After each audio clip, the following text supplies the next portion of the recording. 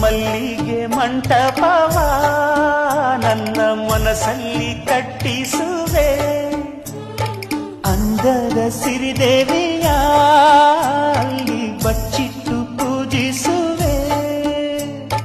ಭೂಯ ಹಸಿರಿನಲ್ದೆ ಈ ಪಾದದಡಿಗೆ ಇರುವೆ, ಮಳೆಯ ಮೋಡದಂತೆ ಆ ಸುಡುವ ಬಿಸಿಲ ತಡೆವೆ.